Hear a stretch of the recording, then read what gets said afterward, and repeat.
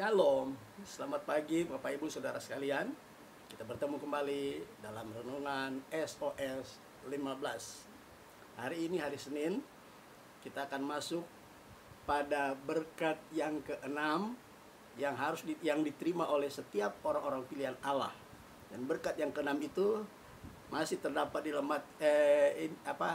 kitab Roma pasal yang kelima, masih di ayat yang kedua bagian akhir ya.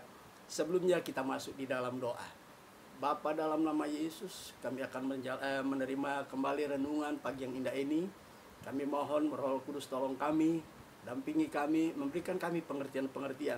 Sehingga melalui renungan ini kami akan menerima berkat khusus dari Tuhan. Sehingga Tuhan kami semakin hari bertumbuh di dalam Tuhan. Terima kasih Tuhan, dalam nama Yesus kami sudah berdoa, mengucap syukur kepadamu. Haleluya, haleluya. Amin. Puji Tuhan, kita baca nas pokok kita masih tetap sama saudara, yaitu dalam Roma 5 ayat 1 sampai 11. Kita masuk bagian yang ayat yang kedua. Saya akan bacakan. Oleh Dia kita juga beroleh jalan masuk oleh iman kepada kasih karunia ini ya. Di dalam kasih karunia ini kita berdiri dan bermegah dalam pengharapan.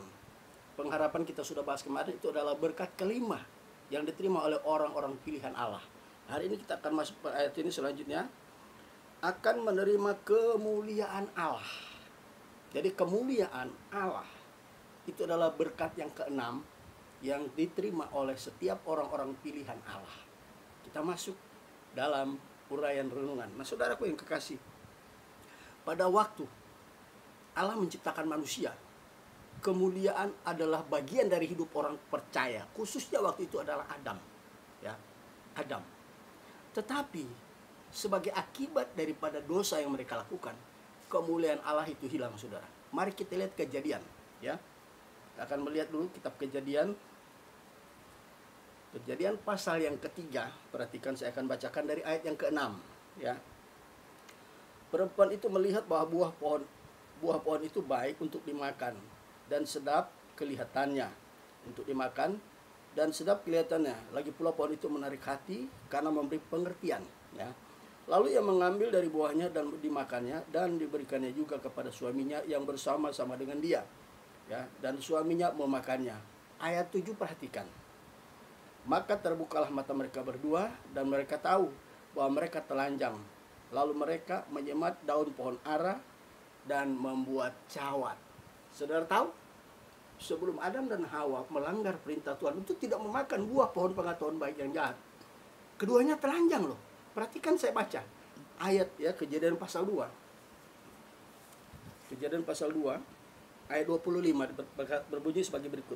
Mereka keduanya telanjang, manusia dan istrinya itu, tetapi mereka tidak merasa malu. Dua-dua telanjang, Adam dan Hawa. Tapi dua-dua saling melihat tapi tidak melihat. Ya, maaf bicara, saya harus ngomong jujur. Mereka tidak melihat ketelanjangan mereka. Alat-alat vital yang mereka miliki mereka nggak lihat. Kenapa? Ditutupi oleh kemuliaan Allah dari telapak kaki sampai ujung rambut. Mereka ditutupi, ya, diselimuti dengan kemuliaan Allah. Tetapi sebagai pelanggaran terhadap mereka makan buah yang dilarang oleh Tuhan, apa yang terjadi? Kita baca tadi ayat 6. Setelah mereka makan buah yang dilarang oleh Tuhan, apa yang terjadi? Ayat yang ke-7 menimbulkan akibat. Akibatnya apa? Mereka keduanya telanjang, mereka malu.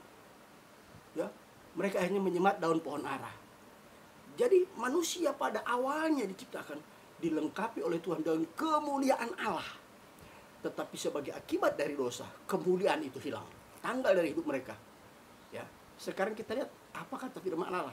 Roma pasal 3, kita akan lihat ya. Roma pasal 3 ayat yang ke-23. Perhatikan, saya akan bacakan. Karena semua orang telah berbuat dosa. Sejak Adam dan Hawa jatuh ke dalam dosa, dosa Adam diimputasikan, diperhitungkan kepada anak cucu Adam. Jadi semua manusia, jadi Roma 5 ayat 23 ini mewakili seluruh manusia yang ada di bawah kolong langit, tidak peduli siapapun itu, ya. Jadi di sini katakan karena semua orang telah berbuat dosa dan telah kehilangan kemuliaan Allah. Manusia siapapun itu tidak memiliki kemuliaan Allah. Begitulah kehidupan kita saudara sebelum kita terima Yesus, ya. Setelah kita terima Yesus, kita lihat apa kata firman Allah ya. Kita akan lihat yang pertama dulu di dalam kitab Mazmur 16. Kita lihat Mazmur 16. Ya. Mazmur 16. Sejak kapankah kemuliaan Allah itu dipulihkan? Ya. Mazmur 16 ayat yang ketiga, perhatikan. Orang-orang kudus yang ada di tanah ini, merekalah orang mulia yang selalu menjadi kesukaanku. Ternyata setelah Adam jatuh ke dalam dosa, tidak ada satu manusia pun yang memiliki kemuliaan Allah. Tetapi hanya orang-orang khusus. Siapakah mereka? Mereka itu disebut orang-orang kudus. Berarti mereka orang-orang yang sudah dikuduskan oleh Allah. Ya, perhatikan di sini. Orang-orang kudus yang ada di tanah ini, merekalah orang-orang mulia, ya, yang selalu menjadi kesukaanku. Mereka orang yang sudah dikhususkan oleh Tuhan.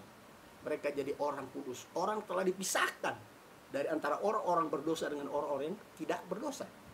Makanya kata eklesia, gereja, itu artinya dipanggil. Orang-orang yang dipanggil keluar dari kegelapan dosa, masuk kepada terang Allah yang ajaib, dipisahkan. Jadi orang-orang yang sudah dipisahkan oleh Allah dari antara orang-orang berdosa, mereka disebut orang mulia. Kita lihat, kemuliaan Allah dipulihkan satu demi satu atau generasi demi generasi. Semakin bertambah orang-orang mulia yang memiliki kemuliaan Allah, semakin bertambah. Kemudian kita lihat di dalam 2 Korintus 3 ayat 18. Kita akan lihat ayat itu, 2 Korintus 3 ayat 18. Ya. 2 Korintus 3 ayat 18. Demikian bunyi firman Allah. Dan kita semua mencerminkan kemuliaan Tuhan dengan muka yang tidak berselubung, ya. Dan karena kemuliaan itu datangnya dari Tuhan yang adalah Roh, maka kita diubah menjadi serupa dengan gambar anaknya dalam kemuliaan yang semakin besar. Ternyata orang-orang kembali memiliki kemuliaan Allah adalah orang-orang khusus, orang-orang yang telah dipisahkan Allah.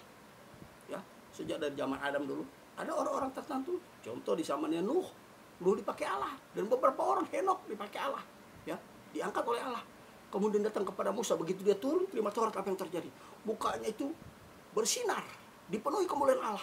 Sampai ketika orang Israel tidak tahan melihat muka Musa ditutup, ya, karena kemuliaan Allah tidak mampu ditatap oleh orang yang berdosa. Ya, kita lihat di zamannya Rasul Paulus, dia sampaikan kepada anak-anak Tuhan yang ada di kota Korintus, ya. Di sini dikatakan, dan kita semua mencerminkan. Berarti kemuliaan Allah sudah kita miliki. Kapan? Ketika orang percaya lahir baru, regeneration, lahir baru, dia memiliki kemuliaan Allah. Dan kemuliaan itu akan sampai bertambah terus sampai glorification, hari pemuliaan. Kita balik lagi perjanjian lama, Amsal 4 ayat 18. Ya, kita akan lihat Amsal 4 ayat yang ke-18.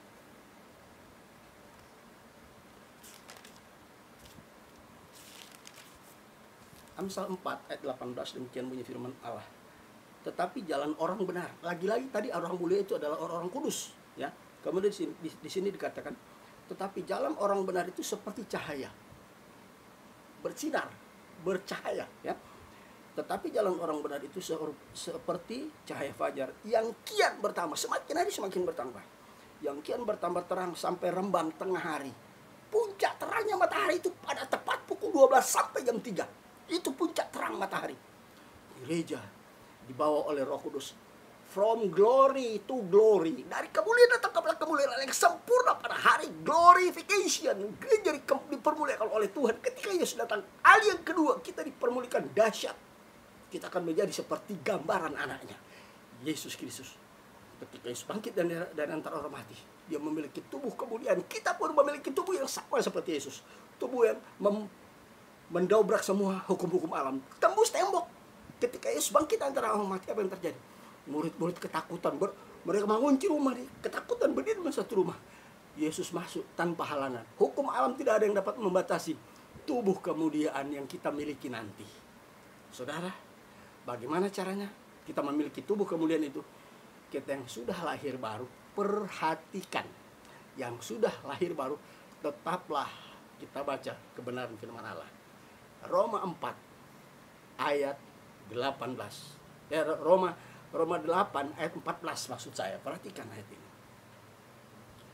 Roma 8 ayat 14.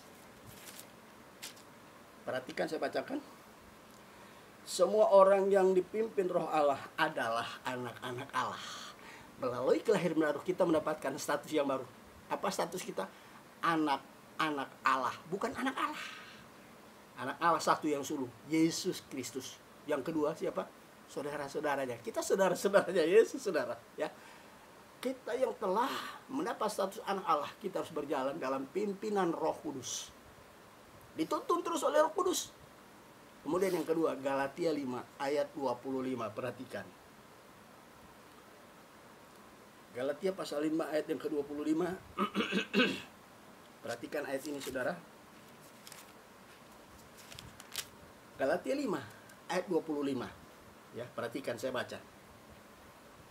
Jika kita hidup oleh Roh, Paulus tidak memaksa kepada anak-anak Tuhan yang ada di kota Galatia. Paulus pakai bahasa yang bijaksana. Dia katakan apa? Jika kita hidup oleh Roh. Dia katakan apa? Harus enggak? Tidak harus. Dia enggak mengatakan begitu. Walaupun kata firman Allah mengatakan harus, ya. Jika kita hidup oleh Roh, baiklah hidup kita juga dipimpin oleh Roh.